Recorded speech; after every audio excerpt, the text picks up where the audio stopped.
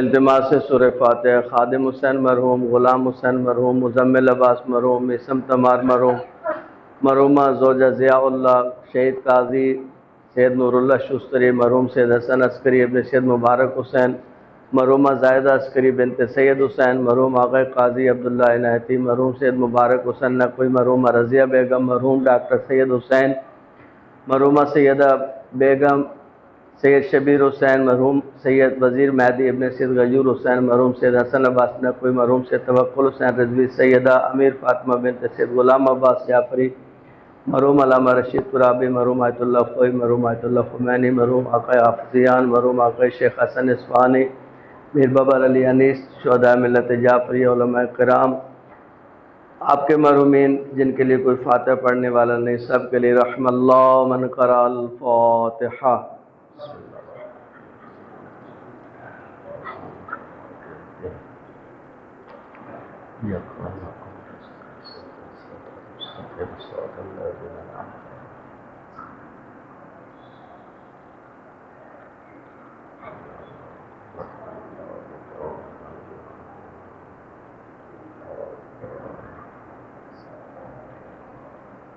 ماشاء اللہ لا حول ولا قوة الا باللہ العلی العظیم۔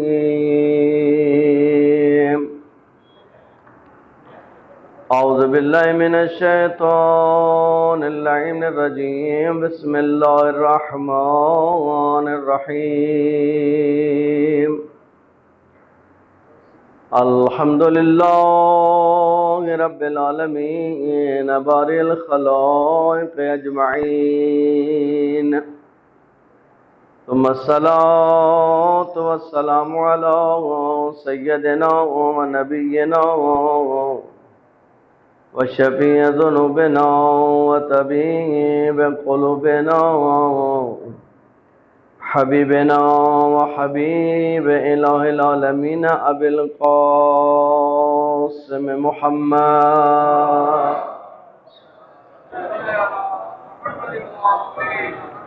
وعلى آل بیت الطیبین الطاہرین المعصومین المنتجبین المنتخبین، ورحمت اللہ علی محبیہم وموالیہم وشیعتہم اجمعین، واللعنۃ الدائمۃ علی اعدائہم ملعونین من اول الدہر الی الآن ومن الآن الی قیام یوم الدین۔ اما بعد فقد قال الحکیم فی محکم کتابہ وقولہ الحق وهو أصدق القائلين۔ بسم الله الرحمن الرحيم۔ يا أيها الذين آمنوا اتقوا الله حق تقاته ولا تموتن إلا وأنتم مسلمون۔ بلند صلوات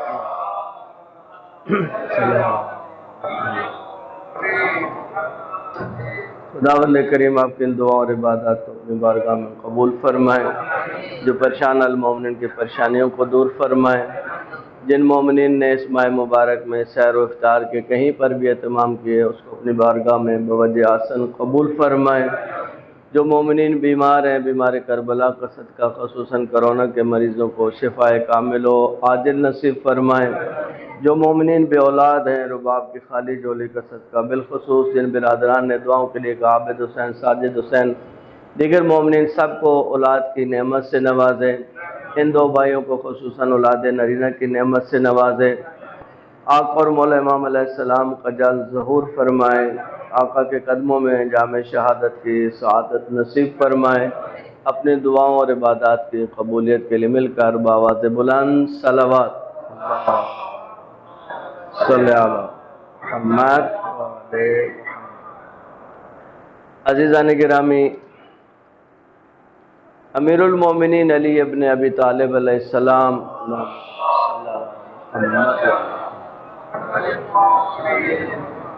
زندگی میں دو ایسے دعویٰ تھے مولا کے جو دشمن کو بہت کھٹکتے تھے۔ ایک سلونی کا دعویٰ کہ جو پوچھنا ہے علی سے پوچھو، اور دوسرا مولا کا عجیب دعویٰ کہ علی ہمیشہ اول وقت میں نماز پڑھتا ہے۔ یہ دوسرا دعویٰ بھی ان کے لیے تکلیف دہ ہے اور پہلا دعویٰ بھی بہت تکلیف دہ ہے۔ وہ جو پہلا دعویٰ سلونی کا ہے اس کو وہ کئی بار چیک کر چکے، جہاں بھی پوچھا، جو بھی پوچھا، جب بھی پوچھا۔ بعض اوقات تو مولا نے کہا کہ تیرے سوال بھی بتاؤں گا، تیرے جواب بھی بتاؤں گا، تو نہیں پوچھ میں بتا تو کیا پوچھنا چاہتا ہے، تجھے سوال کی بھی ضرورت نہیں ہے۔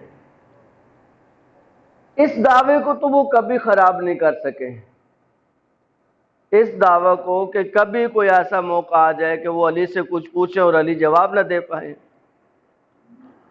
انہوں نے کہا یہ تو نہیں ہو سکتا، یہ والا کام تو ہم نے کئی بار دیکھ لیا ہے، اس پہ تو محنت کرنا بالکل فضول ہے۔ یہ جو اول وقت کی نماز والا معاملہ ہے، اس کو کوئی ایسی ترکیب کی جائے کہ کم از کم زندگی میں ایک بار تو ایسی آئے کہ ہم کہہ سکے کہ علی فلاں دن تو آپ نے اول وقت میں نماز نہیں پڑھی تھی۔ اب اس کا کیا طریقہ کریں؟ دیکھیں شیطان کہاں تک جاتے ہیں، شیطانی سوچیں کہاں تک جاتی ہیں۔ انہوں نے کہا کہ سوال ایسا بنائیں کہ جس کا جواب لمبا ہو، اور پوچھے اس وقت جب علی نماز کے لیے آئیں۔ اب اگر سلونی کے دعویٰ سے پھرتے ہیں تو کہیں گے فلاں ٹائم تو آپ نے نہیں بتایا، اور جواب دیتے ہیں تو نماز نکل جائے گی تو کہیں گے فلاں دن تو آپ نے اول وقت میں نماز نہیں پڑھی تھی۔ اسی کو قرآن نے کہا ہے مکر اللہ، وہ اپنی مکاریاں کرتے ہیں، وہ اپنی چیزیں کرتے ہیں، واللہ خیر الماکرین، اللہ کے اپنے منصوبے ہیں، وہ اپنے منصوبے بناتے ہیں، اللہ اپنے منصوبے بناتے ہیں، واللہ خیر الماکرین، اور اللہ کے منصوبے بہترین منصوبے ہیں، اللہ کے منصوبوں کو کون پہنچے گا۔ انہوں نے کہا کیا سوال بنائے؟ بہت سوچا، کہتے ہیں اس کے اوپر بہت شیطان بیٹھے، شیطان بھی بنفس نفیس اس میں شریک ہوا۔ کہا سوال یہ بنائے کہ دنیا کے اندر حیوانات ہیں، چرند پرند، ان میں سے کچھ انڈے دیتے ہیں اور کچھ بچے دیتے ہیں۔ اب کتنے چرند پرند ہیں، لسٹ بتاتے بتاتے تو علی کی کئی شاید نمازیں نکل جائیں۔ انہوں نے سوچا، اور یہ مولا کا گھر ہے اور یہ مسجد ہے، چاہے مولا گھر کے اندر سے مسجد میں آئے یا باہر سے نکلے، ایک گیٹ سے دوسرے گیٹ تک آنا ہے۔ جو مولا گھر سے نکلے یہ سامنے آ کے کھڑے ہوئے، کہا علی ہمیں آپ سے سوال پوچھنا ہے۔ کہا پوچھو۔ کہا کہ علی دنیا میں کتنے ایسے حیوانات ہیں جو انڈے دیتے ہیں اور کتنے ایسے ہیں جو بچے دیتے ہیں؟ مولا نے کہا یہ کچھ سوال ہے، جن کے کان باہر ہوتے ہیں وہ بچے دیتے ہیں، جن کے کان اندر ہے وہ انڈے دیتے ہیں۔ مولا یہ کہہ کر مسجد گئے، مولا نے نماز شروع کی۔ انہوں نے کہا کہ یہاں پر علی نے پیغمبر کے ایک فرمان کی معاذ اللہ نافرمانی کی۔ کیا فرمان ہے کہ جب آپ سے پوچھا جائے تو آپ سوچیں، تھوڑا تحمل کریں، ایسا نہ ہو کہ کوئی بات ایسے منہ سے نکل جائے۔ تو کم از کم جب ہم نے علی سے پوچھا تو علی کو یہاں تھوڑا سوچنا چاہیے تھا، تحمل کرنا چاہیے تھا۔ علی نے تو فوراً کہا اور مسجد چلے۔ اب یہ مولا واپس آئے نماز سے تو کہا کہ یا علی ٹھیک ہے آپ نے جواب تو دے دیا، لیکن آپ نے پیغمبر کے اس پاس کی پاسداری نہیں کی۔ کہا کون سا فرمان؟ کہا کہ جب تم سے پوچھا جائے تو تھوڑا سوچو، تھوڑا غور کرو، تھوڑی فکر کرو۔ مولانا سے کہا کہ تو بتا تیرے ہاتھ کی انگلیاں کتنی ہیں؟ کہا 5۔ مولانا نے کہا سوچا نہیں، فوراً جواب دے دیا۔ کہا مولا اس پہ بھی کچھ سوچنے کی بات ہے، یہ میرا ہاتھ ہے اور ہر وقت میرے سامنے ہے، تو جو چیز ہر وقت انسان کے سامنے ہو اس کے بارے میں کیا سوچے گا؟ مولا نے کہا جس طرح تیرے ہاتھ کی ہتھیلی تیرے سامنے ہے، کائنات یوں علی کے سامنے ہے۔ علی کو سوچنا نہیں پڑتا ہے۔ اللہ صلی اللہ۔ مولا سے پوچھا کہ مولا علم بہتر ہے یا مال؟ مولا نے کہا علم بہتر ہے۔ کہ مولا دلیل کیا ہے؟ کہ علم تیری حفاظت کرتا ہے اور مال کی تجھے حفاظت کرنی پڑتی ہے۔ مال کی تو حفاظت کرتا ہے، تو پیرے بٹھاتا ہے، تو لاکروں میں رکھتا ہے، تو گارڈ رکھتا ہے، تو پولیس والے رکھتا ہے کہ تیرا مال محفوظ رہے، لیکن علم پہ پیرے نہیں بٹھائے جاتے، علم تیرا محافظ ہوتا ہے۔ پھر مال خرچ کرنے سے کم ہوتا ہے، علم مال خرچ کرنے سے بڑھتا ہے۔ علم کو جتنا خرچ کریں وہ بڑھے گا، کم تھوڑی ہوگا۔ کہتے ہیں مولا فرماتے ہیں اگر یہ 100 دفعہ مجھ سے سوال کیا جائے میں 100 دفعہ مختلف جواب دوں گا۔ یہ تو ایک پہلو بتایا مولا نے، کہا 100 دفعہ مجھ سے یہ سوال ہو، 1000 بار سوال ہو، جتنے دفعہ سوال کرو گے اتنی دفعہ میں علم کی جہت بتاؤں گا اور مال کی جہت بتاؤں گا۔ ایک شخص نے مولا سے پوچھا مولا دنیا میں طاقتور ترین مخلوق، سخت ترین مخلوق کیا ہے؟ مخلوقات تو اللہ نے بہت خلق، ان میں طاقتور ترین، سخت ترین، دیکھیں یہ سوائے نگاہ امام کے کوئی چیز نہیں ہے دنیا میں۔ انسان اس سوال میں ہی گنگ ہو جائے اگر وہ علم لدنی کا مالک نہ ہو۔ اگر اس کو اللہ کی طرف سے یہ علم عطا نہ ہو تو انسان سوال میں گم ہو جائے گا۔ یہ کیا سوال ہے؟ پہلے ساری مخلوقات کو دیکھے، پھر ان مخلوقات کا جائزہ لے، ان مخلوقات کی خوبیوں کو جانتا ہو، ان کے خواص کو جانتا ہو، پھر بتائے ان میں سخت ترین، طاقتور ترین مخلوق کون سی ہو سکتی ہے؟ جو مولا نے عزیزو جواب دیا، یہ جواب جو میں آج آپ کی خدمت میں عرض کر رہا ہوں، یہ پہلا حصہ آپ کئی دفعہ سن چکے ہوں گے، آخری حصہ میرے لیے بھی نیا ہے، یعنی کم از کم میں نے آج پڑھا ہے۔ ممکن ہے آپ کئیوں کے لیے نیا نہ ہو، لیکن جہت عجیب ہے کیونکہ اس کے آخری حصے کو کئی طریقوں سے بیان کیا گیا، یہ والا عجیب پہلو ہے جس کو مولا نے اٹھایا ہے۔ مولا فرماتا ہے دیکھو دنیا میں سخت ترین چیز، یعنی وجود کی سختی کے اعتبار سے پہاڑ ہیں، پہاڑ بہت سخت ہوتے ہیں، یعنی پہاڑ اتنے سخت ہیں کہ زمین میں ان کو کیل کی طرح گاڑا گیا ہے، جو زمین ہلتی نہیں ہے وہ پہاڑوں کی وجہ سے، پہاڑ کیل کی طرح زمین میں گاڑے گئے ہیں، تو پہاڑ بہت سخت ہیں۔ لیکن اس سے زیادہ سخت لوہا ہے جو اس پہاڑ کو بھی توڑ دیتا ہے۔ آپ لوہے سے پہاڑ کو توڑتے ہیں، دیکھتے ہیں لوہے ٹوٹتا ہے، لیکن اس لوہے سے زیادہ سخت آگ ہے جو اس لوہے کو بھی پگھلا دیتی ہے۔ آگ سے زیادہ سخت پانی ہے جو اس آگ کو بھی بجھا دیتا ہے، اور آگ سے زیادہ سخت، پانی سے زیادہ سخت بادل ہیں جو اپنے دوش پر پانی کو لے کر دوڑتے ہیں۔ مولا فرماتا ہے بادلوں سے زیادہ طاقتور وہ ہوائیں ہیں جو ان بادلوں کو ادھر سے ادھر لے کے چلتی ہیں۔ کہ ان ہواؤں سے زیادہ سخت انسان ہے جو ان ہواؤں پر بھی مسخر ہے، ان ہواؤں کو بھی جس نے مسخر کیا۔ آج آپ جہاز ہوا میں چلاتے ہیں تو ہوا کہاں ہوتا ہے جہاز؟ کس پہ چلتا ہے جہاز؟ جو لوگ سفر کر چکے ہیں جہاز پر وہ سمجھے کہ مولا کے جملے کو کہ ہواؤں پر انسان کی حکومت کا کیا مطلب ہے۔ دیکھیں ہوا پہ اوپر جہاز چلتا ہے، اور جب خلا میں جہاز ہوتا ہے اور کوئی ایسی جگہ آتی ہے جہاں ہوا نہیں ہوتی، جس کو آپ ایئر پاکٹ کہتے ہیں اپنے اس کی دنیا کی اصطلاح میں، جو جہاز ایئر پاکٹ میں آتا ہے تو ایک دفعہ وہ لرزتا ہے جہاز، کیونکہ وہاں پہ ہوا نہیں ہوتی ہے۔ تو ہوا کے اوپر انسان کی حکومت ہے۔ مولا فرماتا ہے اس ہوا سے زیادہ سخت انسان ہے جس نے اس پر بھی حکومت کی ہے، اور اس انسان سے زیادہ سخت انسان کی مستی ہے۔ دنیا میں کتنے لوگ مست ہیں، مست لاپرواہ، ان پہ مستی حکومت کرتی ہے، مستی ان پہ غالب ہے، مستی ان کی طاقتوں پہ غالب ہے۔ مستی، شراب کی مستی، پیسے کی مستی، طاقت کی مستی، شہرت کی مستی، کئی مستی ہیں، ہزارہ مستی ہیں انسان کے اندر۔ مولا فرماتے ہیں اس مستی کے اوپر بھی ایک چیز طاقتور ہے، اور وہ نیند ہے۔ مست کو بھی نیند تو آتی ہے بلا، مستی پر نیند غلبہ پاتی ہے۔ مولا فرماتا ہے اس نیند سے بھی زیادہ ایک طاقتور چیز ہے، اور وہ غم و اندوہ ہے۔ غم جو نیندیں اڑا دیتا ہے، غموں سے نیند اڑ جاتی ہے۔ کل کی بات ہے، ایک واقعہ ہوا، کسی گھر کا کوئی مسئلہ تھا، وہ ہم سے انہوں نے ڈسکس کیا، ان کو سمجھایا۔ بعد میں ان کا فون آیا کہ مولانا ابھی تک تو ہم سو نہیں سکے ہیں، مسئلہ تو ہم نے حل کر دیا ان کا، لیکن کہا کہ نیند نہیں آ رہی۔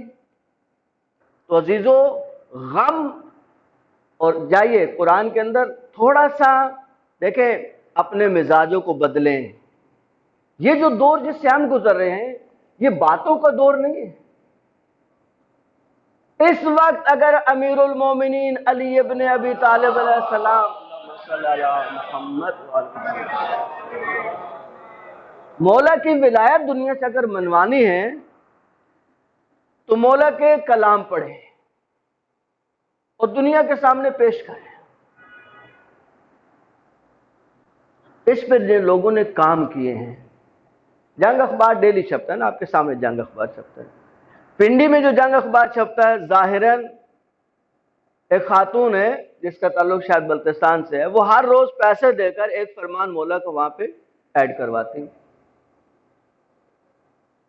ان فرامین کو پڑھ کے کئی لوگ مولا کی طرف متوجہ ہوئے، اور ان فرامین کو پڑھ کے کئی لوگ شیعہ ہوئے ہیں۔ مولا کے فرمان، طاقت ہے مولا کے فرمان، معصوم کا جملہ ہے، لو علم الناس محاسن کلامنا لاتبعونا، اگر لوگوں کو ہمارے کلام کی خوبیوں کا علم ہو جائے یقیناً وہ ہماری پیروی کریں گے، وہ ہمارے پیچھے چلیں گے۔ کب؟ جب ان کو علم ہو جائے ہمارے کلام کی خوبیوں کا۔ انہیں علم کیسے ہوگا؟ انہیں علم کیسے ہوگا؟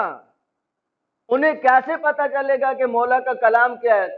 دیکھیں، آپ فرمان رکھ دیں مولا کا سامنے، آج میڈیا کی جنگ ہے نا، آپ کیسے جیتیں گے؟ آج ہمارے سینے تنے ہوئے ہیں، اور ہم اللہ کا لاکھ شکر کرتے ہیں کہ کم از کم اس ماہ مبارک میں مولا امیر علیہ السلام کی برکت سے میں اس میں 1% شک نہیں رکھتا ہوں، 1% کہ اگر مولا کی تھپکی نہ ہو تو میڈیا پہ بیٹھ کے کوئی شخص بھی مولا کی ترجمانی نہیں کر سکتا ہے، اس کو کہیں سے تھپکی ملتی ہے۔ یہ بہت بڑی بات ہو گئی؟ نہیں، بڑی بات نہیں ہے، یہ امام عصر کا جملہ ہے، مولا کا جملہ ہے۔ صلوات بھیجے امام کی ذات پر صلی اللہ علیہ وسلم۔ مولا فرماتے ہیں ممکن ہے تم دنیا کی مصروفیات میں آ کر ہمیں بھول جاؤ، لیکن لا ناسینا لذکرکم، ہم تمہیں نہیں بھولتے۔ امام فرماتے ہیں میں تمہارے لیے دن میں 100 دفعہ اللہ سے دعا کرتا ہوں۔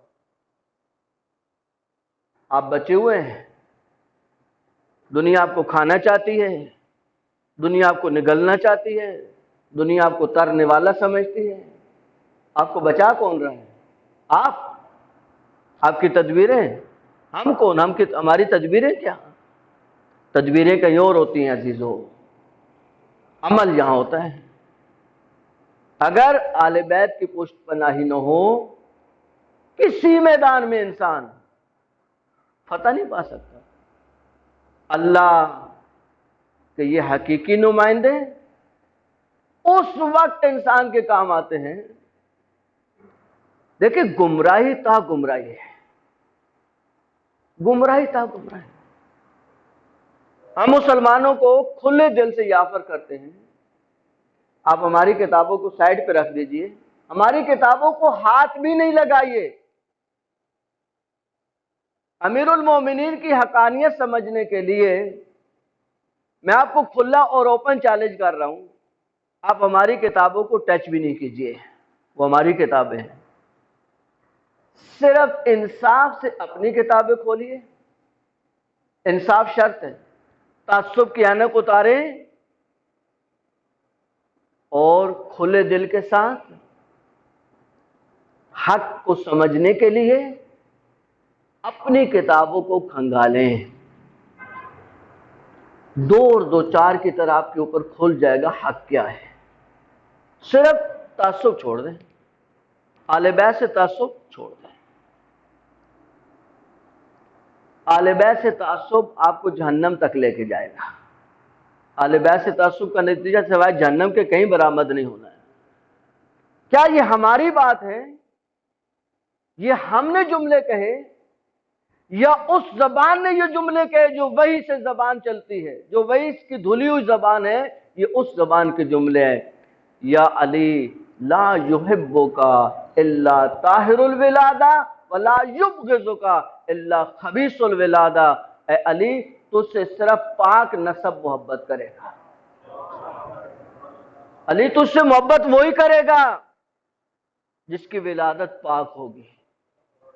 ولا یبغضک الا خبیث الولادہ، تجھ سے کوئی بغض نہیں رکھے گا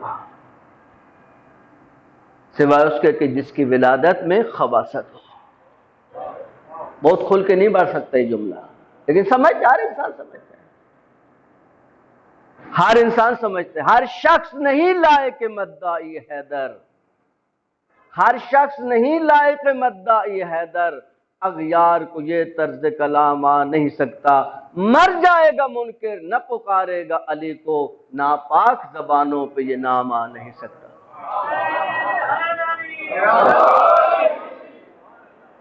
یہ رسول کے جملے، ہمارے جملے نہیں ہیں۔ دنیا ہے عقائد کے تصرف کا تماشا، محشر اسے کہتے ہیں جو عادل کی گلی ہے، دوزخ تو ہے منکم کے منکر کا محلہ، جنت وہ جزیرہ ہے جہاں ذکر علی ہے۔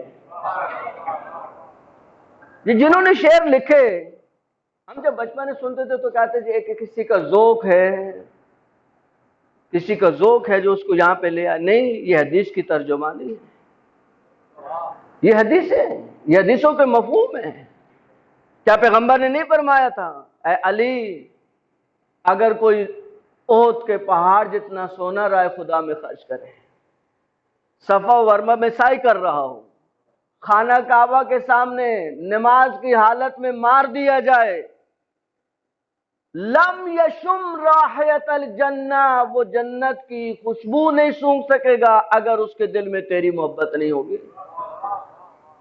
اگر تیری محبت سے دل خالی ہے، دیکھیں اب تو معاملات کھل گئے ہیں، اور میں آج آپ کو خوشخبری کہیں، بشارت کہیں، پیشن گوئی کہیں، 5 سے 10 سال نہیں گزریں گے عزیزو، آج سوشل میڈیا پہ تو کام کھل چکا ہے، صرف مین سٹریم میں آنے کی ضرورت ہے، سب کچھ کھل جائے گا کہ اہل بیت کے ساتھ کس نے کیا کیا ہے، اہل بیت کے ساتھ کس نے کیا کیا ہے۔ اب یہ چیزیں چھپ کے نہیں رہنے والی، آپ چھپائیں، کب تک چھپائیں گے، کب تک چھپائیں گے؟ اب میں 3 چیزیں تمام اہل سنت کے علماء کے سامنے رکھتا ہوں اور دست بستہ ان سے اپیل کرتا ہوں کہ آپ ان کا محققانہ، علمی، مدلل، قابل قبول جواب لے کے آئیں اور ہمیں بتائیں، ہمیں قانع کریں۔ نحن ابناء الدلیل، ہم فرزندان دلیل ہیں، آپ ہمیں دلیل دیں گے، ہم مانیں گے۔ دیکھیں دلیل کے آگے کوئی بھی کھڑا نہیں ہو سکتا، دلیل انسان کو مجبور کر دیتی ہے۔ پیغمبر کے بعد کس کو آنا چاہیے، ہم بحث نہیں کر رہے ابھی۔ میرا عقیدہ کہ آپ کو واضح پتہ ہے، آپ کو اس معاملے میں کوئی دوسری رائے نہیں ہے کہ شیعہ کا عقیدہ پیغمبر کے بعد کیا ہے، وہ ہم ہر روز اذانوں میں بتاتے ہیں۔ یہ اذان میں جو خلیفہ بلا فصل کہا جاتا ہے، یہ عقیدے کا اعلان ہے کہ ہمارا عقیدہ یہ ہے کہ پیغمبر کے بعد اگر کسی کا خلافت کا حق ہے تو وہ امیر المومنین علی ابن ابی طالب کا محمد۔ اور یہ بات ہم چھپا کے نہیں کرتے، بند کمرے میں نہیں کرتے، مسجد میں نہیں کرتے، اسپیکر پہ کرتے ہیں، ساری دنیا سنتی ہے کہ خلیفہ بلا فاصل امیر المومنین علی ابن ابی طالب کے ذات ہے۔ ہمارا موقف آ گیا، اب اس کو چھوڑ دیجیے۔ آپ نہیں مانتے اس کو، بھلے نہیں مانیے، 1400 سال سے آپ کی ہمارے ساتھ مشکل ہے یا علی کے ساتھ مشکل ہے، اب ہم سے نہیں لڑ رہے، اس غلط فہمی میں نہیں رہیے گا کہ آپ شیعہ سے لڑ رہے ہیں، آپ شیعہ سے نہیں لڑ رہے، آپ علی ابن ابی طالب سے لڑ رہے ہیں، آپ مولا کی حقانیت سے لڑ رہے ہیں۔ دیکھیں ایک بات جوان، بچے، بزرگ پلے باندھ لیں، یہ بات وہ ہے جس کو دنیا کا کوئی محقق چیلنج نہیں کر سکتا ہے۔ آل بیت علیہ السلام کی ذوات مقدسہ اتنی بلند و برتر ہیں کہ اگر وہ کسی کے خلاف تلوار اٹھائیں، کسی کے خلاف تلوار اٹھائیں، تو اس تلوار اٹھانے کا مطلب ایک ہی ہے کہ یہ جس کے اوپر تلوار اٹھ رہی ہے حق پہ نہیں ہے۔ واللہ اہل بیت نہ حق کسی کے اوپر اہل بیت نہ حق کسی پہ تلوار اٹھائیں گے۔ وہ علی جو جملہ فرمائے کہ اگر علی کو 7 ملکوں کی سلطنت دے دی جائے، یعنی ساری دنیا پہ علی کو سلطنت دے دی جائے کہ علی چونٹی کے منہ سے ایک تنکا ظلم کے ساتھ نکالو، علی فرماتے ہیں میں یہ 7 مملکتیں تو چھوڑ دوں گا لیکن یہ کام نہیں کروں گا۔ وہ علی جو کسی چونٹی کے منہ سے ایک تنکا نکالنا برداشت نہیں کرتا کہ اگر اس میں ظلم کا پہلو ہو تو علی اتنے ہزار لوگوں پہ تلوار چلائے گا؟ علی کا مزاج تو سمجھو۔ آل بیت کے تلوار اٹھانے کا فقط ایک مطلب ہے، اور وہ یہ کہ یہ بندہ حق پہ نہیں ہے۔ اس میں کسی مسلمان کو شک نہ ہونا چاہیے، نہ شک ہے۔ تلوار نہیں اٹھائی۔ آج اس وقت جو سب سے زیادہ انہوں نے جوانوں کو گمراہ کرنے کی کوشش کی، امام حسن نے سلو کر لی۔ جب امام حسن نے سلو کر لی تو آپ کو کیا مشکل ہے؟ ہاں ہمیں مشکل ہے، ہمیں مشکل ہے۔ اس مشکل یہ نہیں ہے کہ امام حسن نے سلو کی، مشکل یہ ہے کہ آپ نے سلو کو غلط غلاف پہنایا، غلط خول چڑھایا اس کے اوپر، غلط کور چڑھایا اس کے اوپر، آپ نے سلو کے مفہوم کو بدل کے پیش کیا۔ یہ بات کنفرم ہے کہ آل بیت اگر کسی کے خلاف تلوار اٹھائیں تو اس کا مطلب یہی ہوتا ہے کہ یہ بندہ حق پہ نہیں ہے۔ لیکن عزیزان گرامی، جوان عزیز، اس بات کو بھی دماغ میں بٹھا لیں، اگر اہل بیت کسی سے سلو کر لیں تو اس کا قطعاً یہ مطلب نہیں ہے کہ یہ بندہ حق پر ہے، قطعاً یہ مطلب نہیں۔ دلیل ہے اس کی، صلح دلیل حقانیت نہیں ہوتی طرف کی۔ صلح دلیل نہیں ہے کہ جو حق پر ہے اس کے ساتھ صلح ہو جاتی ہے۔ پیغمبر نے صلح کی یا نہیں؟ صلح حدیبیہ، مسلمانوں بتاؤ پیغمبر نے صلح حدیبیہ کی یا نہیں؟ تو کیا صلح کا مطلب یہ تھا کہ جن کے ساتھ صلح کی ان کی حقانیت کو پیغمبر نے قبول کیا؟ صلح کا قتل مطلب یہ نہیں ہے۔ صلح کا مطلب یہ ہے کہ اب اس سے زیادہ مزید نقصان نہ کیا جائے، سیز فائر، جنگ بندی۔ اگر دو گروہ آپس میں لڑ پڑیں، اچھا امام حسن نے صلح کی، مولا علی نے تلوار اٹھائی یا نہیں؟ جنگ صفین کو بھول جاؤ گے؟ جنگ نہروان کو بھول جاؤ گے؟ نہیں اس کے بعد تو مولا نے ان کو یہ کیا، مولا بھائی تلوار اٹھی یا نہیں؟ تلوار اٹھنے کا ایک ہی مطلب ہے۔ اچھا اب ایک نئی شیطانی شروع کی کہ بھائی خلیفہ اول کے خلاف جو تھے وہ تو مرتد تھے، اس لیے ان کو مارا گیا۔ کیوں مرتد تھے وہ؟ کس نے کہا کہ وہ مرتد تھے؟ انہوں نے کہا ہم آپ کو خلیفہ نہیں مانتے، ہم آپ کو زکوٰۃ نہیں دیں گے۔ زکوٰۃ نہ دے کر آپ نے ان کو اسلام سے کر دیا خارج۔ انہوں نے یہ کہہ کر زکوٰۃ نہیں دی کہ ہم آپ کو کیونکہ خلیفہ پیغمبر نہیں مانتے ہیں، جب ہم آپ کو خلیفہ پیغمبر نہیں مانتے تو ہم آپ کو زکوٰۃ کیوں دیں گے؟ آپ خلیفہ پیغمبر نہیں ہے لہذا ہم زکوٰۃ نہیں دیں گے۔ آپ نے ان کو مرتد بنایا اور ان کو تحقیق کر دیا۔ یعنی پہلے خلیفہ کے مقابلے میں اگر کوئی شخص اٹھے اور وہ فقط زکوٰۃ نہ دے تو اس کو تو آپ اسلام سے خارج کریں، اور جو مولا امیر کے خلاف آ کے تلوار لے کر میدان میں اتر آئے آپ اس کو مسلمان مناتے پھریں۔ یہ دو رخی کیا دو رخی ہے؟ یعنی خلیفہ راشد امیر المومنین تمہارے عقیدے کے مطابق ہے یا نہیں؟ پہلے خلیفہ کے مقابلے میں اگر کسی نے زکوٰۃ نہیں دی، تلوار نہیں اٹھائی، اس نے کسی کو قتل نہیں کیا، اس نے صرف اتنا کہا کہ میں آپ کو پیغمبر کا جانشین نہیں مانتا ہوں، میں آپ کو پیغمبر کا خلیفہ نہیں مانتا ہوں، میں آپ کو زکوٰۃ بھی نہیں دوں گا، ان کو بنایا مرتد اور ان کو قتل کرا دیا۔ اچھا یہ پھر قاعدہ بن گیا کہ جو خلیفہ راشد کی بات کو نہیں مانے گا وہ کیا بنے گا؟ اسلام سے۔ آپ کا قاعدہ، ہمارا قاعدہ نہیں، ہمارا تو اس سے زیادہ سخت قاعدہ ہے، امام معصوم کے سامنے آنے والا شخص قطعاً مرتد ہے، قطعاً اسلام سے خارج ہے۔ ہمارا قاعدہ دو ٹوک ہے، اس میں ہم اس میں کوئی لگی لپٹی بات نہیں کرتے۔ لیکن آپ پہلے خلیفہ کے بارے میں آپ کا معیار اور ہے، چوتھے خلیفہ کے بارے میں معیار اور ہے۔ معیارات کیوں بدلے جاتے ہیں؟ معیار اس لیے بدلے جاتے ہیں کہ پھر بڑی مشکلات ہیں۔ مولا علی فرماتے تھے، اب وہ 3 سوال سن لے تاکہ وہ نہ رہ جائے، وہ بہت امپورٹنٹ سوال ہے۔ معیار خلافت کیا ہے؟ طے کیجیے ہمارے ساتھ۔ بھائی دیکھیں ہر چیز کا معیار ہوتا ہے۔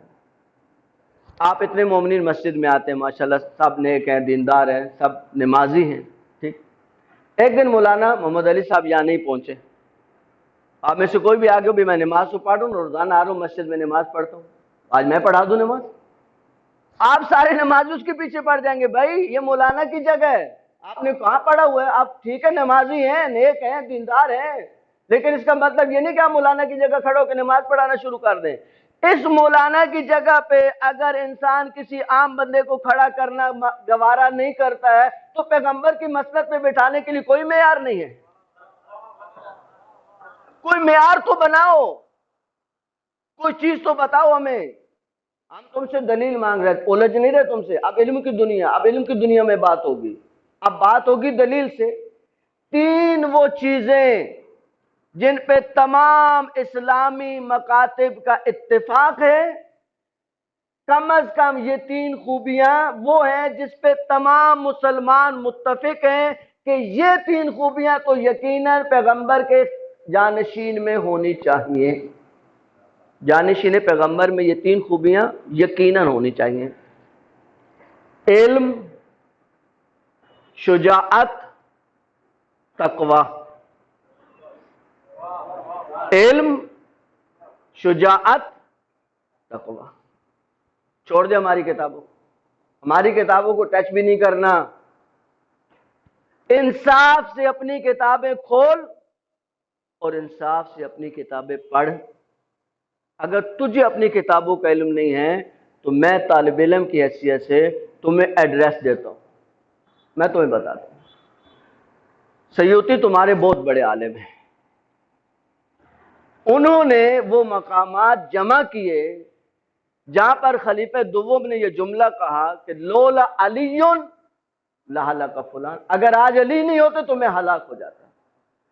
سیوطی کہتا ہے یہ 70 مقامات ہیں جہاں پر خلیفہ دوم نے یہ جملہ کہا کہ اگر اس مقام پہ علی نہیں ہوتے تو میں ہلاک ہو جاتا۔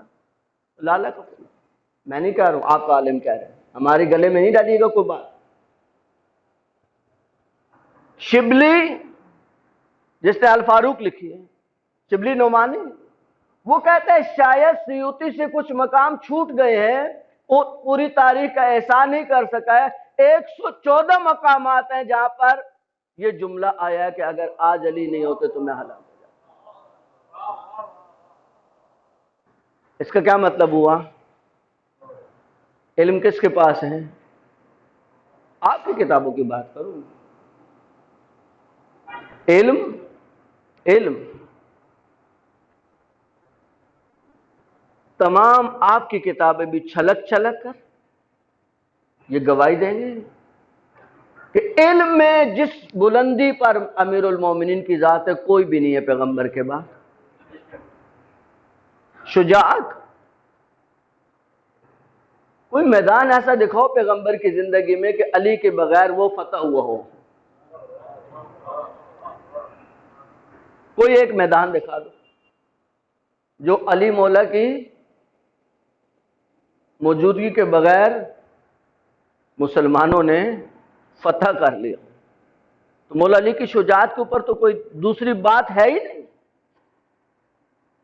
تیسرا کیا رہا؟ تقوی۔ لوگ متقی بنے لیکن امام المتقین نہیں بنے۔ یہ امام المتقین ہم کہتے ہیں، فقط امام المتقین ہم کہتے ہیں۔ تو یہ تین معیار جن کے اوپر آپ نے دنیا کو گمراہ کر کے رکھا، دنیا کو گمراہ کیا، دنیا کو ادھر سے ادھر کیا، اور کیا کچھ بہتان تہمتیں ہمارے اوپر نہیں لگائیں۔ ایک دفعہ ہم، اب تو نیٹ بہت عام ہو گیا، جب اتنا زیادہ عام نہیں تھا اس وقت ایک پال ٹاک ایک میسنجر تھا، جس طرح آج کل کے میسنجر ہیں، اس کے اوپر بہت ڈیبیٹ چلتے تھے۔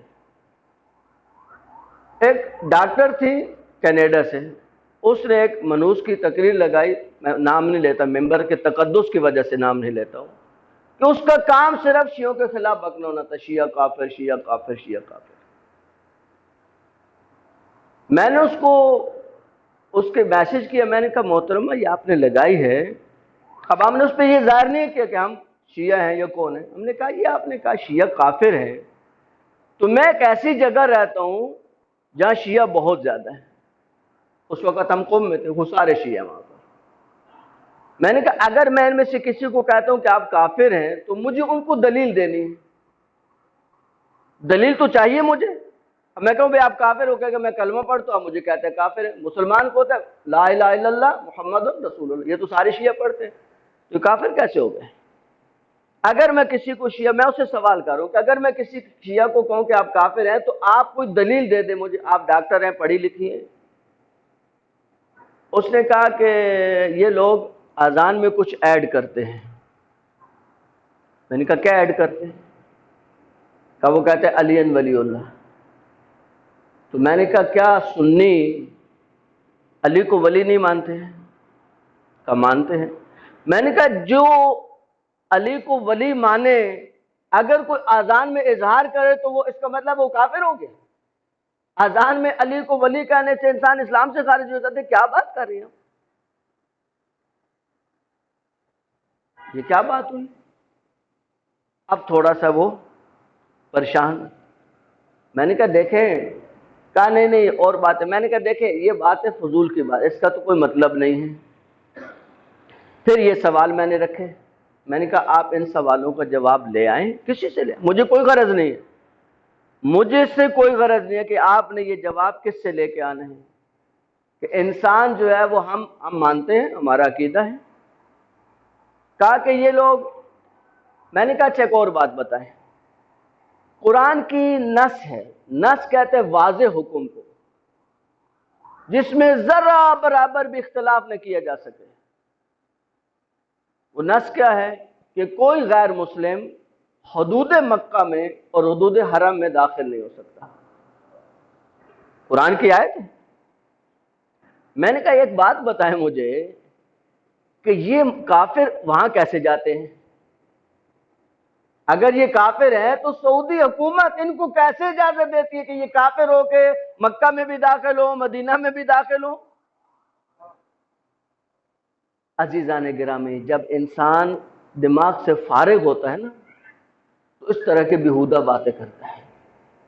اس نے جو مجھے جواب دیا وہ کہتے خندہ آور جواب، یعنی جس پہ انسان سے وہ ہنسنے کے کچھ نہیں کر سکتا۔ کہا کہ آپ کو پتہ نہیں ہے یہ وہاں سنی بن کے جاتے ہیں۔ سنیے، بہت دلچسپ ہے، لطف آئے گا آپ کو۔ میں نے کہا محترمہ بات یہ ہے کہ یہ ممکن ہے کہ آپ اگر پاکستان کی بات کرتے ہیں تو پاکستان میں تو اب تو یہ مسئلہ خیر ختم ہو گیا۔ شروع میں جب زکوٰۃ آرڈیننس پہ شیعوں نے حکومت کو کہہ دیا تھا کہ ہم زکوٰۃ نہیں دیں گے آپ کو، کیونکہ نوٹوں پہ ہمارے یہاں زکوٰۃ نہیں ہوتی ہے۔ یہ 81 کا مسئلہ جب مفتی جعفر صاحب کا بزرگ ہے وہ جانتے ہیں۔ اس واقعے کو بعد میں سنیں، علماء سے پوچھیں، یہ بہت دلچسپ واقعہ ہے۔ اس وقت علماء نے آرڈیننس کے تحت زکوٰۃ شیعوں کی معاف کرا دی کہ شیعہ نوٹ کے اوپر زکوٰۃ نہیں دے گا۔ جب یہ آرڈیننس پاس ہو گیا تو ہم کتنے لوگوں کو جانتے ہیں جنہوں نے شیعوں کے مدرسے سے آ کر سرٹیفکیٹ لیے اور بینکوں میں جا کے جمع کرائے کہ میں شیعہ ہوں، میرے اوپر زکوٰۃ نہ آئے۔ تو میں نے کہا پاکستان تو عجیب ملک ہے جس میں لوگ جھوٹے گواہی نامے بینکوں میں جمع کرا کے سنی سے شیعہ بن جاتے ہیں۔ تو ممکن ہے پاکستان میں ایسا ہوتا ہو کہ شیعہ حج پہ جانے کے لیے سنی بن جاتے ہوں، لیکن میں نے کہا محترمہ یہ بتائیں ان کا پورا ملک ہے ایران، تو وہ کیسے جاتے ہیں؟ وہ تو ہے شیعہ حکومت بھائی، تو وہ کیسے جاتے ہیں وہاں پہ؟ فَبُہِتَ الَّذِي كَفَرَ، کافر مبہوت ہو۔ کوئی جواب نہیں، اس کا کیا جواب ہے؟ میں نے کہا یہ فضول باتیں، اس طرح کی باتیں نہیں کریں، کوئی علمی بات ہے تو کریں، علمی بات میں وزن ہوتا ہے۔ یہ 3 سوال ہم نے رکھے ان کے سامنے۔ میرے خیال میں یہ بات 2002 کی ہے یا 2005 کی ہے۔ عزیزان گرامی آج تک مجھے تو جواب نہیں آیا وہاں سے، اور قیامت کا سورج طلوع ہو جائے گا اگر کوئی سنی عالم اس کا جواب لے آئے کہ پیغمبر کے بعد علی مولا سے کوئی بڑھ کے عالم تھا، علی مولا سے بڑھ کے کوئی شجاع تھا، علی مولا سے بڑھ کے کوئی متقی تھا۔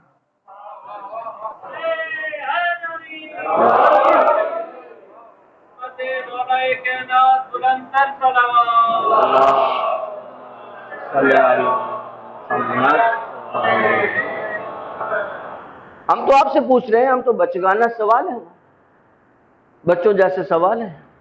بھئی سوال کا تو حق دو گے یا نہیں؟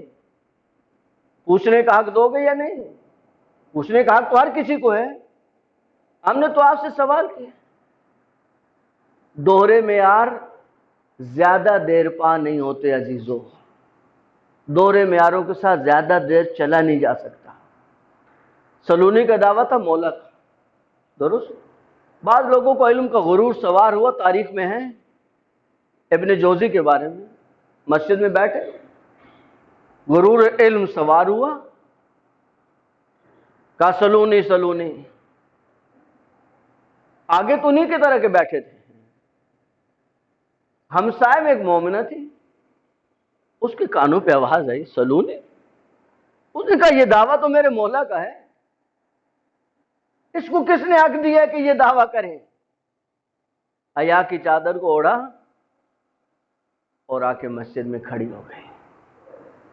عزیزو آل بیت سے محبت کافی نہیں ہے، آل بیت سے مودت کافی نہیں ہے، ضروری ہے لیکن علم کے ساتھ، معلومات کے ساتھ، معرفت میں ڈوب کر، یہ علم سے سرشار سینہ لے کر پہنچی کہاں پر؟ مسجد میں۔ کہ ابن جوزی تو نے بہت بڑا دعویٰ کیا، کہ تم سوال کرو، تم اس سے کیا غرض ہے؟ اچھا یہ بتاؤ کہ کیا یہ بات درست ہے کہ حضرت سلمان فارسی آخری زندگی میں مدائن چلے گئے تھے؟ کہا تاریخوں میں ہے۔ کیا یہ بات درست ہے کہ مدائن میں ان کی جب وفات ہوئی تو ان کے جنازے کے لیے امیر المومنین علی ابن ابی طالب علیہ السلام حجاز سے پہنچے؟ صلی اللہ علیہ وسلم۔ اس نے کہا یہ بات درست ہے۔ امیر المومنین وہاں پہنچے حجاز امامت سے اور جنازہ پڑھایا اور واپس آئے۔ کہا کیا یہ بات بھی درست ہے کہ شورشیوں نے اپنے مسلمانوں کے تیسرے خلیفہ کو بے دردی سے مارا اور مار کے جنازے کو زمین پہ پھینکا؟ یہ ان کی کتابوں کی بات کر رہا ہوں۔ پھینکا جنازے کو بے ادبی کے ساتھ، اور 3 دن تک کسی کو قریب نہیں آنے دیتے تھے کہ کوئی جنازہ پڑھے۔ 3 دن تک جنازہ مدینہ کے گلیوں میں رہا۔ اس نے کہا ان ظالموں نے ایسے ہی کیا تھا۔ اس نے کہا اچھا یہ بتاؤ کہ وہ علی جو ایک صحابی رسول کے لیے مدینہ سے مدائن پہنچے ہیں اور جا کے جنازہ پڑھایا، اور ایک صحابی رسول جن کا جنازہ مدینہ میں ہے، اب اگر وہ مولا علی کے خلاف بولتا ہے تو چوتھے خلیفہ ہیں، اگر ادھر بولتا ہے تو وہ تیسرے خلیفہ، دونوں طرف کوئی جواب نہیں ہے۔ اب اس نے کہا کہ تو عورت ہے اور عورت کے احکام شریعت ہے کہ وہ گھر سے شوہر کی اجازت کے بغیر نہیں نکل سکتی، تو اتنی فوراً مسجد میں آ گئی، اگر تیرے شوہر نے تجھے اجازت دی ہے تو تیرے شوہر پہ لعنت ہے، اور اگر تو شوہر کی اجازت کے بغیر آئی ہے تو تجھ پہ لعنت ہے۔ اس نے کہا اچھا یہ بتاؤ وہ جو امیر المومنین کے مقابلے میں نکلی تھی وہ کس کی اجازت سے نکلی تھی؟ کہا کہ ابن جوزی نے کتاب کو بغل میں ڈالا اور مسجد کے ممبر سے بھاگ گئے۔ سلونی کا دعویٰ آسان ہے، نبھانا بہت مشکل ہے، بہت مشکل ہے۔ جنگیں ہوئیں اور ہر جنگ میں مولا علی علیہ السلام نے بہت ہمت کے ساتھ، اس الہی ارادے کے ساتھ، ان میں سے ایک جنگ خیبر ہے۔ جنگ خیبر کا مین کریڈٹ سارے مسلمان مانتے ہیں کہ وہ علی ابن ابی طالب کا ہے۔ جنگ خیبر فتح ہو گئی، مال غنیمت اکٹھا ہوا، مال غنیمت بٹا۔ جنگ کے اصول یہ ہیں کہ مال غنیمت جس کا جتنا جنگ میں کردار ہوتا ہے اتنا اس کو مال غنیمت ملتا ہے۔ ان جنگی اصولوں کی بنیاد پر سب سے زیادہ حق مال غنیمت پر کس کا ہے؟ مولا امیر کا۔ صلوات بھیجا آل بیت کی طرف۔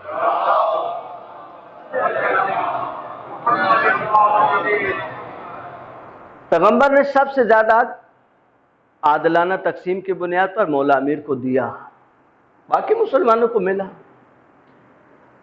اب جب لوگ گھروں کے آئے تو کسی نے بچوں کے لیے، کسی نے زوجہ کے لیے، کسی نے دونوں کے لیے گفٹ خریدے اور خوشی خوشی اپنے گھروں کو چلے گئے۔ پیغمبر کی حدیث ہے یا علی انت و انا ابوا ھذی الامہ، علی آپ اور میں اس امت کے باپ ہیں۔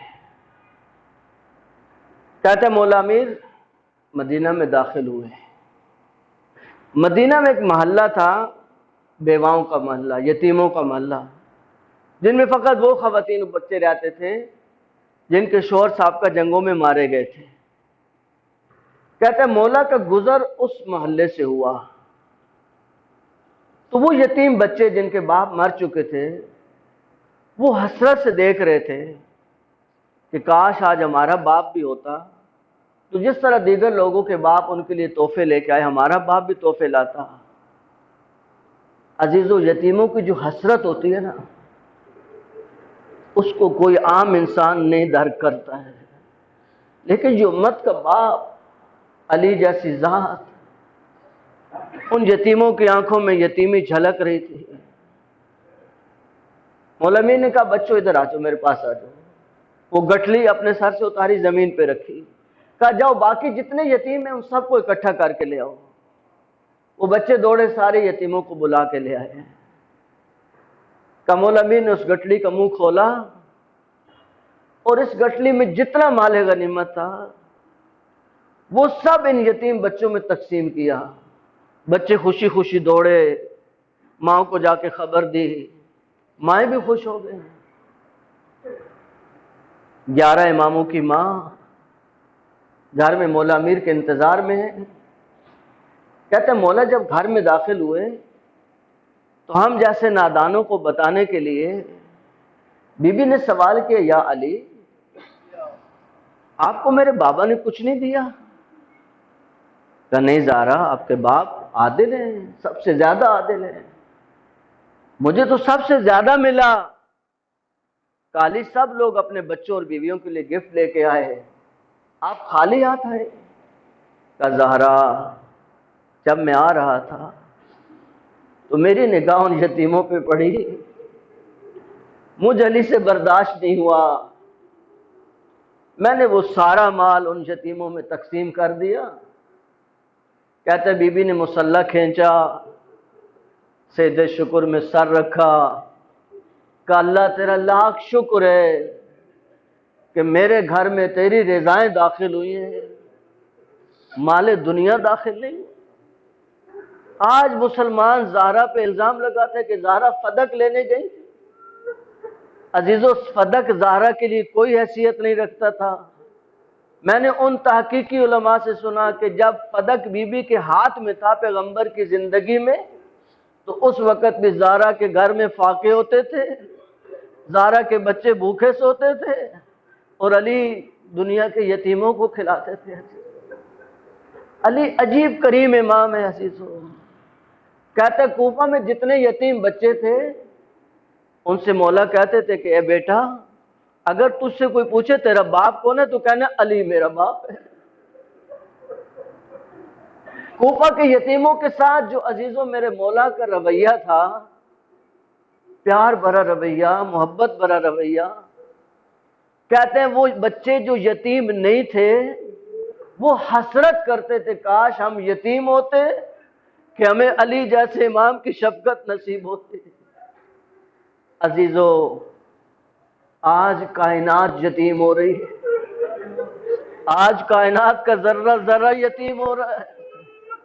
آج فقط حسن و حسین یتیم نہیں ہو رہے، آج فقط زینب و کلثوم یتیم نہیں ہو رہی، آج کائنات یتیم ہو رہی ہے۔ آج کائنات کا کریم باپ جس نے دشمن کو قاتل کو بھی آخری وقت تک وصیت کی ہے، اتنا کریم ہے ماں۔ کہتے ابن ملجم کو پکڑ کے لائے اور اس کو رسی کے ساتھ باندھ دیا، آدھی رات کا وقت ہے۔ کہتے مولا نے آواز دی بیٹا حسن ذرا میرے قریب آؤ۔ مولا قریب آئے، کہا بیٹا مجھے اس کے کرانے کی آواز آ رہی ہے، شاید اس کو سخت باندھا گیا ہے، اس کی رسیوں کو ڈھیلا کر دو۔ اے دنیا والو یہ علی ہے، اس علی کے ساتھ کسی کو نہیں ملانا جو قاتل کے لیے اتنا نرم گوشہ رکھتا ہو۔ عزیزو میرے امام نے جب یہ اس کو جملہ کہا، میں تیرا اچھا امام نہیں تھا، اس جملے میں کتنا درد ہے عزیزو کوئی شخص سمجھ نہیں سکتا۔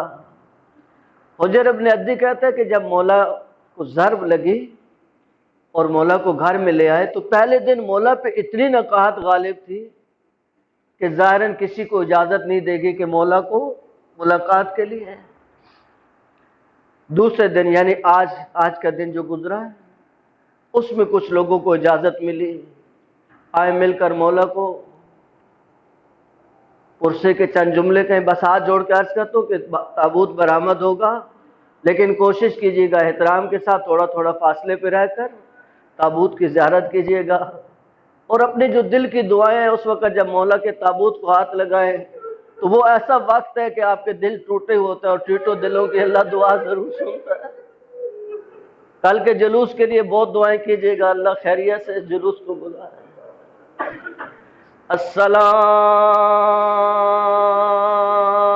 السلام علیک یا ابا عبد اللہ وعلى الارواح التي حلت بفنائك عليك مني سلام الله أبدا ما بقي الليل والنهار ولو جعل الله آخر العهد مني لزيارتكم السلام على الحسين وعلى علي بن الحسين وعلى أولاد الحسين وعلى أصحاب الحسين۔ اے عزیزوں، جب حکیم پہنچا مولا کے زخم کا جائزہ لیا کہ مولا حسن زخم بہت گہرا ہے، بچنے کی امید نہیں ہے، لیکن مولا اگر دودھ کا بندوبست ہو جائے شاید کچھ وقت آفاقہ مل سکے۔ عزیزوں، یہ خبر کوفہ میں پھیل گئی، مولا کو دودھ کی ضرورت ہے۔ وہ بچے جن کو مولا شفقت کے ہاتھ رکھتے تھے، چھوٹے چھوٹے برتن لے کے مولا کے دروازے پہ پہنچ گئے۔ میں کہتا ہوں بچوں، کاش تم کربلا میں ہوتے کہ وہ ننھا اصغر اجرکم اللہ اجرکم اللہ۔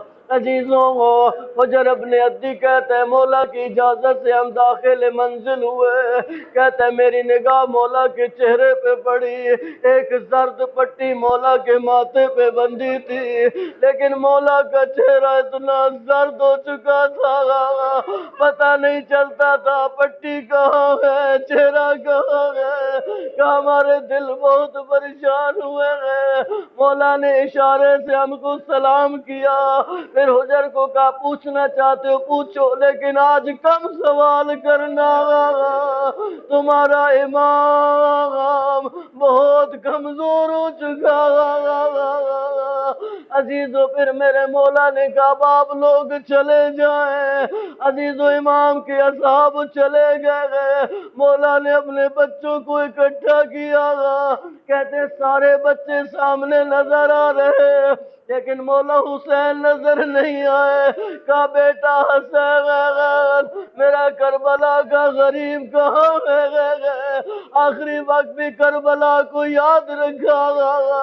مولا حسن آئے، گھر کے اندر تلاش کرنا شروع کیا، ایک کمرے میں مولا بیٹھے زار زار گریہ کر رہے۔ کہا بھیا آپ کو بابا نے یاد کیا۔ مولا حسین دوڑے گئے، بابا پہ قدموں پہ گرے گئے۔ مولا نے کہا بیٹا حسین اتنا گریہ کیوں کر رہے ہیں؟ کہا بابا جب نانا دنیا سے اٹھے آپ نے شفقت کا ہاتھ رکھا، ماں کا زخمی پہلو دیکھا، ماں دنیا سے گئی، آپ نے شفقت کا ہاتھ رکھا، بابا آپ کے بعد کون آئے گا؟ ہمارے سروں میں شفقت کا ہاتھ رکھنے دے۔ اجرکم اللہ اجرکم اللہ۔ مولا نے فرمایا میرے بچوں سارے اکٹھے ہو جاؤ، سارے اکٹھے ہوئے، مولا حسن کو قریب بلایا، مولا حسن کو قریب بلا کے اپنے ہاتھ میں ان کا ہاتھ لیا، پھر ایک ایک بچے کو بلاتے، مولا حسن کے ہاتھ میں ہاتھ دیتے اور کہتے بیٹا میرے باجی تمہارا امام ہے، حسن کی اطاعت کرنا، نمازوں کو نہ بھولنا، میری امت کو نماز کی وصیت کرنا۔ عزیزو، بی بی کہتی ہے ایک وہ وقت آیا مولا نے کہا میرے بیٹے حسین کو آگے کرے گے، مولا حسین کو آگے کیا، مولا عباس کو بلایا، پھر مولا عباس کا ہاتھ حسین کے ہاتھ میں دیا، ایک کونے سے ایک بی بی کے رونے کی آواز آئی، بی بی آئی ام البنین کہ مولا اپنے سارے بچوں کے حالات، بس ایک جملے کی زحمت ہے، اپنے سارے بچوں کے حالات حسن آقا کے ہاتھ میں دیے گئے۔ عباس کا کیا قصور ہے؟ کا کوئی قصور نہیں ہے، یہ راز کھلے گا۔ عزیزوں پھر سارے بچوں کو پیچھے کیا، بی بی زینب کو قریب بلایا کہ بیٹا اتنا جھک جاؤ کہ تمہارے کان بابا کے منہ کے ساتھ لگ جائے گا۔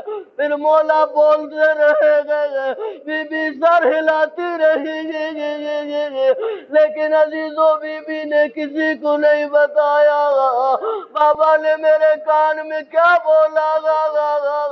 مولا سجاد فرماتے ہیں ہم جب شام کے دربار میں پہنچے بی بی نے ایک دفعہ کہا یا علی، بی بی سے میں نے پوچھا یہ کون سا وقت ہے؟ کہا مجھے بابا نے کہا تھا زینب گھبرانا نہیں، میں تمہارے ساتھ رہوں گا، وہ مولا کا تابوت ہے، جائیے مولا کے تابوت کی